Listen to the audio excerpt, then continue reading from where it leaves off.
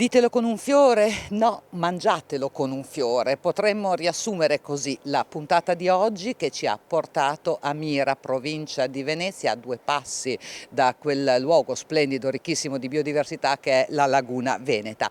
Siamo venuti qui per conoscere un'azienda che è tra i maggiori player italiani per quanto riguarda gli ortaggi di quarta gamma, ma primo produttore d'Europa di fiori eduli, ovvero fiori commestibili. È l'Insalata dell'Orto, un'azienda che è alla terza generazione, che è guidata da 3 donne che sono Cinzia e Raffaella Busana, rispettivamente amministratore delegato e direttore generale, e Sara Menin, project manager e oggi nostra guida, nostro cicerone. Io dicevo, fiori commestibili, un mondo poco conosciuto e affascinante. Prima di arrivarci, anche se già siamo circondate in mezzo, 2 parole su quella che è la realtà aziendale, perché i fiori sono arrivati 8 anni fa. Le radici dell'azienda sono quelle del mondo orticolo, quarta gamma, trasformazione. Oggi questa è la sede aziendale, ma le aziende sono tante in diverse parti d'Italia e poi c'è anche la trasformazione. Assolutamente sì, le aziende agricole sono 17 in questo momento, facenti parte tutte di Opila Maggiolina, dislocate nel territorio campano, zona vocata per le produzioni della baby leaf, in Veneto dove siamo e in Lombardia, altra zona particolarmente vocata sempre per le baby leaf. L'Insalata dell'Orto nasce circa nel 2000, quindi 24 anni fa. Prima l'azienda era un'azienda agricola, la trasformazione veniva fatta in maniera molto più artigianale rispetto che ad oggi. Nel 2000 è stato deciso di implementare quella che era la produzione delle orticole del territorio delle baby leaf, appunto con l'Insalata dell'Orto, che ha iniziato il suo percorso di trasformazione. L'Insalata dell'Orto, come hai detto prima, è un'azienda che trasforma in quarta gamma, quindi noi facciamo verdure pronte al consumo, serviamo la grande distribuzione italiana ed estera. L'anno scorso Insalata dell'Orto ha chiuso con un fatturato superiore ai 50 milioni di euro, esportiamo oltre il 60% del nostro prodotto all'estero, quindi siamo tra i partner scelti dei più importanti retailer europei, e anche in Italia abbiamo importanti realtà della GDO che ci hanno scelto come loro produttori a marchio, quindi il 70% circa del nostro prodotto che si trova in grande distribuzione è a marchio del distributore, quindi non a marchio di Insalata dell'Orto. Come anticipavi prima, circa 10 anni fa abbiamo deciso di andare a convertire 35.000 metri di serre, dove siamo dentro oggi, che prima erano destinate alla produzione di lattughini, rucole e valeriana, oggi solo produzione di fiori commestibili. Diciamo che il contatto con il fiore, Luigi Busana, che è il papà di Cinzia e Raffaella, quindi la prima generazione, lo aveva avuto già negli anni 70 perché era un rinomato produttore di rose della zona di Venezia, poi ha abbandonato l'ortoflorovivaismo per dedicarsi agli ortaggi e 10 anni fa ha deciso di voler tornare al suo primo amore, non più però destinato all'ortoflorovivaismo ma solo al mondo della cucina. In questo momento abbiamo giù a dimora circa 16 varietà e 40 cromie disponibili per tutto quello che è il mondo Oreca, che in questo momento è il nostro principale cliente. Siamo in grado di fornire addirittura 10.000 fiori in un'unica varietà colore se c'è la richiesta, per cui si possono anche organizzare eventi particolari e quindi sono aperti tutta una serie di canali che chiaramente l'esperienza di ormai 10 anni ci consente di affrontare. Ecco, tu hai fatto una precisazione che è fondamentale. Non è ortoflorovivaismo, sono fiori da mangiare.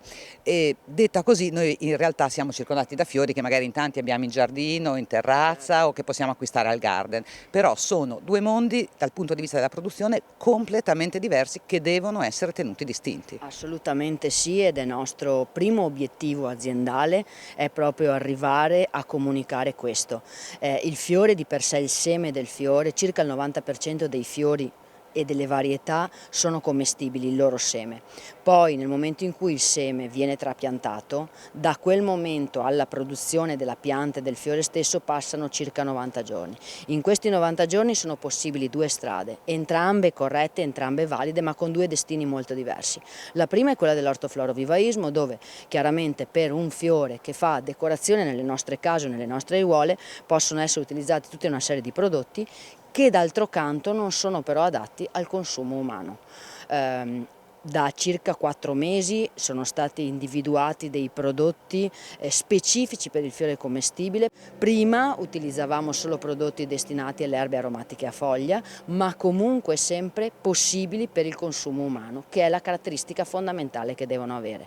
Oltretutto noi, visto che il nostro mestiere è fare fiori per il mondo della ristorazione, andiamo a fare tutto un programma di analisi sia multiresiduale che fitosanitarie, che ci consentono di dichiarare un fiore pulito da qualsiasi presenza di pesticidi o di qualsiasi altra sostanza chimica non adatta al consumo umano. Voi, per quanto riguarda il mondo orticole, avete il 60-70% di produzione in biologico. Sì. Per i fiori si può parlare di biologico o no? Allora, per i fiori sì, assolutamente si può parlare di biologico, perché come qualsiasi altro prodotto della terra, se coltivato a terra su un'azienda certificata bio, quindi con il terreno che è andato in conversione e che ha la certificazione biologica, anche quel fiore è biologico. Nel nostro caso non si può parlare di bio perché, come vedete, i fiori sono tutti coltivati fuori suolo. Questo consente che in Italia la legislazione non prevede la possibilità della dichiarazione biologica. Abbiamo deciso di coltivarli fuori suolo per due motivi fondamentali. Il primo è agevolare la raccolta a mano dei nostri operatori.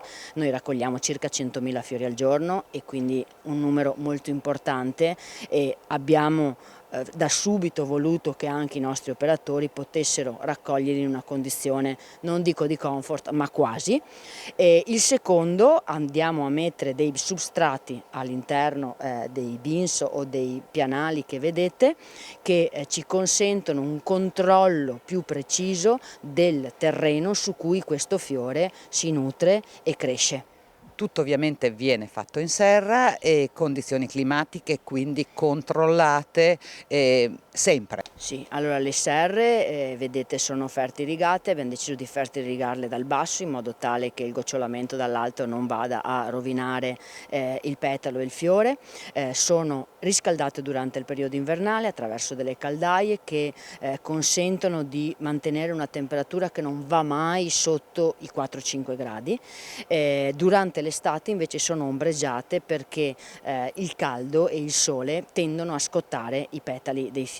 Ci facciamo aiutare da degli insetti antagonisti per andare un po' a coprire e a tutelarci dal mondo parassita che chiaramente durante il periodo estivo soprattutto attacca i nostri fiori, e andiamo ad utilizzare, ecco, solo quei prodotti che ci consentono un minimo di protezione dagli insetti stessi. Tu hai detto la raccolta a mano, quindi c'è una componente altissima di manodopera, perché anche il trapianto, vediamo anche delle piantine appena messe, anche il trapianto viene fatto a mano, ma del fiore che cosa si raccoglie? Dipende da fiore a fiore, da specie a specie?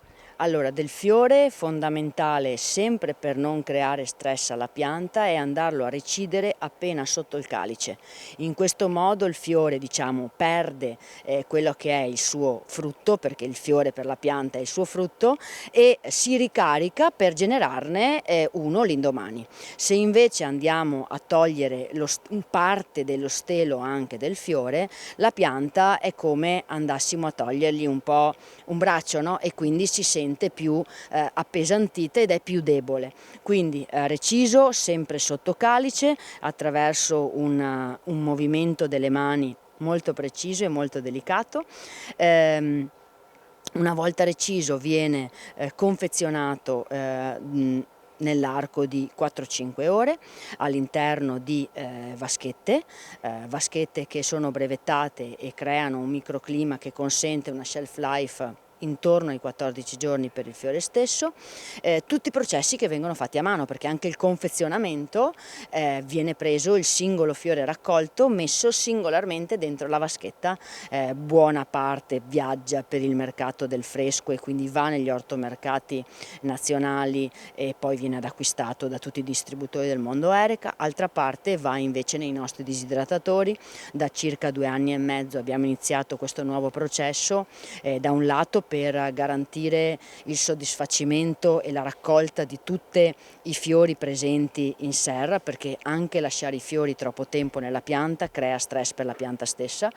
Però chiaramente soprattutto in questo momento la quantità di fiori è veramente importante, allora quota a parte andiamo a disidratarla, abbiamo scelto un processo molto delicato, nel senso che disidratiamo e non essicchiamo, quindi lavoriamo sotto i 40 gradi, manteniamo colore e forma del fiore, per cui è identificabile una viola piuttosto che una bocca di leone, piuttosto che una begonia, riduciamo del 92% la presenza di acqua nel fiore, residuando un'attività inferiore al 3%.